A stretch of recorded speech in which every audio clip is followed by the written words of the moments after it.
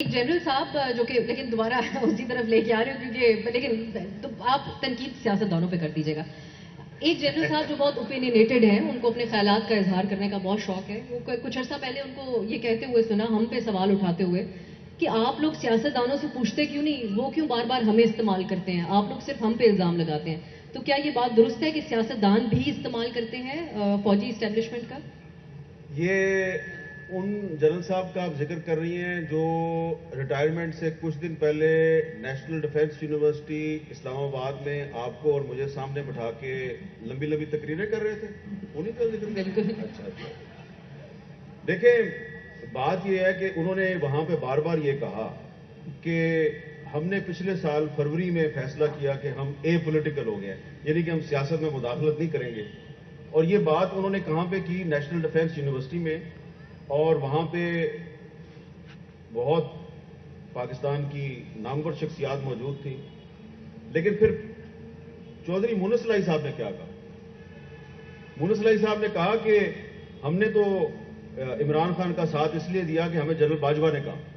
ठीक है, तो वो बात उस दिन जो वो कर रहे थे आपके और मेरे सामने कि सियासतदान हमें सियासत में घसीटते हैं, हो सकता है घसीटते हो, लेकिन परवेज इलाही साहब तो उनके पास नहीं गए। वो परवेज इलाही साहब के पास आए और कहा कि आप इमरान खान का साथ दें। यहां ये मैं बात क्लियर करना चाहता हूं कि इदारा तो गैर सियासी हो चुका था, इदारे का सरबराह गैर सियासी नहीं हो रहा था।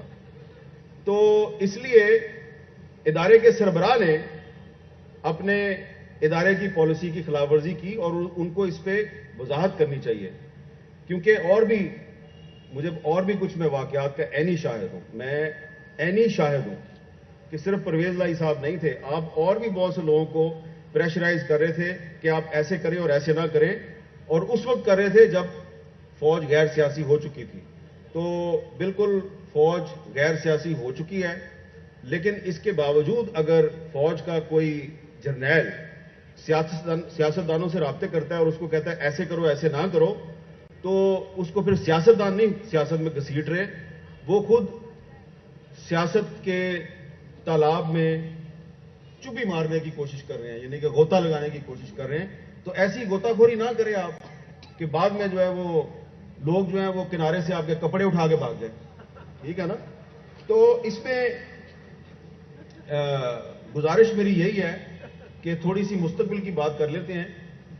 माजी की और हाल की हमने काफ़ी बात कर ली है। हमारा जो मुस्तकबिल है पाकिस्तान का, वो आइन और कानून की बालादस्ती से वाबस्ता है, और यहाँ पे बहुत से नौजवान नज़र आ रहे हैं। इस चीज़ का भी ख्याल रखें कि यहाँ पे हमारे बहुत से बुजुर्ग भी हैं और नौजवान भी हैं। तो जो नौजवान हैं वो ये जानना चाहते हैं कि इस मुल्क में इनका मुस्तकबिल क्या है। तो 28 साल बाद पाकिस्तान 100 साल का हो जाएगा। इस वक्त पाकिस्तान जो है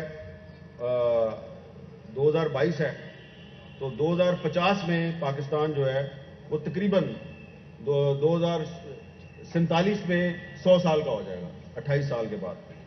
तो 100 साल का जो पाकिस्तान है वो कैसा पाकिस्तान होगा?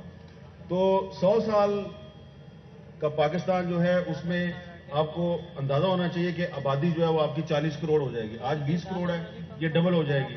और जिस शहर में आप बैठे हुए हैं कराची में, ये शहर और ठठा शहर, ये मैंने एक वर्ल्ड बैंक की रिपोर्ट पढ़ी है, मैं उसको कोट कर रहा हूं कि 2047 तक हो सकता है कि अगर आपने अपने आप को ठीक ना किया तो ये शहर कराची और ठठा ये दोनों समुंदर के नीचे चले जाएं। तो इस वक्त जो हमारी गवर्नेंस के इश्यूज हैं जिनका ताल्लुक पॉलिटिकल गवर्नमेंट्स के साथ है, रियासती इदारों की पॉलिसियों के साथ है, अगर आपने उसको ठीक ना किया तो ये जो आपका शहर कराची है, जो आपकी मुआशरत की बैकबोन भी है, ये आधे से ज्यादा समुंदर के नीचे चला जाएगा। तो इसलिए ये जो नौजवान यहाँ पे बैठे हुए हैं, इनका मुस्तकबिल जो है वो तो इसी मुल्क के साथ वाबस्ता है ना, इन्होंने तो पाकिस्तान से बाहर नहीं भागना।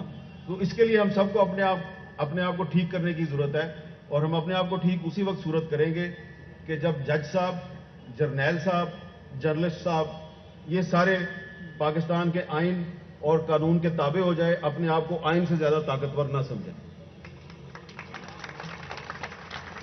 मीर साहब, इन नौजवानों को ये भी बताइए कि अक्सर हमसे सवाल किया जाता है कि आप लोग कहते हैं मीडिया पे पाबंदियां हैं اور آپ لوگ وہی ایک تقریر ہے جو آپ لوگ ریپیٹ کرتے رہتے ہیں، حالانکہ ہر بات کہی جا رہی ہوتی ہے. اب اگر ہم حقیقتاً دیکھیں تو یوٹیوب پہ اس دور میں یہ جو بھی ایک تقرری ہونی تھی اس کے بارے میں کیا کچھ نہیں کہا گیا، اور اس کا کچھ نہ کچھ ہمیں اثر ٹی وی کے الیکٹرانک میڈیا کے پروگرامز کے اوپر بھی ہمیں نظر آیا.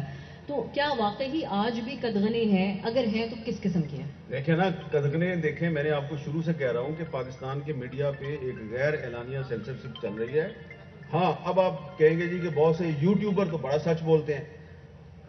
بولتے ہوں گے، سچ ضرور بولتے ہوں گے، لیکن مجھے بتائیے نا کہ کسی یوٹیوبر نے آپ کو وہ بات کیوں نہیں بتائی جو آخر میں آپ کو چودھری مونس لائی نے بتائی.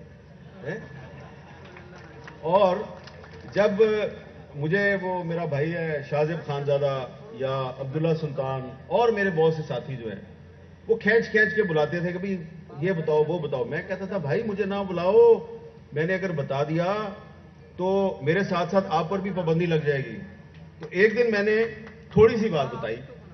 میں نے بتایا کہ یہ جو کہا جا رہا ہے کہ جناب اسٹیبلشمنٹ کی مدد سے تحریک عدم اعتماد لائی گئی ہے، تو اگر یہ بات درست ہے، یہ آن دی ریکارڈ ہے، یہ میں نے شاہزب کے پروگرام میں بھی کہی اور عبداللہ سلطان کا جو مارننگ شو ہے جیو پاکستان اس میں بھی کہی. تو میں نے کہا کہ اگر ایسی بات ہے تو جو بلوچستان عوامی پارٹی ہے BAP، اس کے لیڈروں کو بلا کے یہ کیوں کہا گیا کہ آپ نے عمران خان کا ساتھ نہیں چھوڑنا؟ تو جب انہوں نے کہا جی کہ سائیں آپ نے تو کہا تھا کہ آپ غیر سیاسی ہو گئے ہیں اور ہم اپنا فیصلہ کرنے میں آزاد ہیں، تو ہم نے تو پریس کانفرنس کر کے تو شہباز شریف صاحب کی حمایت کا اعلان کر دیا ہے، تو کل ہم نے یہ اعلان کیا ہے، آج آپ ہمیں بلا کے کہہ رہے ہیں کہ آپ عمران خان کے خلاف تحریک عدم اعتماد سے پیچھے ہٹ جائیں، تو ہماری لوگوں کی نظروں میں کیا عزت رہ جائے گی؟ تو انہوں نے کہا نہیں یہ تو آپ کو کرنا ہے. تو جب یہ تھوڑی سی میں نے بات بتائی تو پھر وہی ہوا، مجھے کہا گیا کہ ہاں ٹھیک ہے، آئندہ سے نہ ہم آپ کو سوال پوچھیں گے نہ آپ جواب دیا کریں. تو بہت لمبی میں آپ کو اور بہت سی مثالیں دے سکتا ہوں.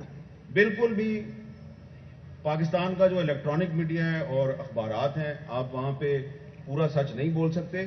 اور یہ میں آپ کو اب بات بتا کے کوئی بہادری کا مظاہرہ نہیں کر رہا، یہ میں اپنی شرمندگی جو ہے وہ آپ کے سامنے لا رہا ہوں.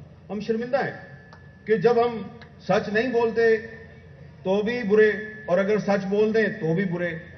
اگر سچ بول دیں تو غدار، سچ نہ بولیں تو محب وطن. تو اس لیے مجبور ہو کے اب میں نے اپنے آپ کو غداروں کی فہرست میں شامل کر لیا کہ بھائی میں غدار ہی ٹھیک ہوں، کم از کم غدار تھوڑا سا سچ تو بول سکتا ہے. اور کیونکہ جنرل ایوب خان نے بھی محترمہ فاطمہ جناب پہ غداری کا الزام لگایا تھا، تو کیونکہ مادر ملت غدار تھی تو پھر حامد میر بھی غدار، اور یہاں پہ بیٹھے ہوئے آپ سب لوگ بھی غدار.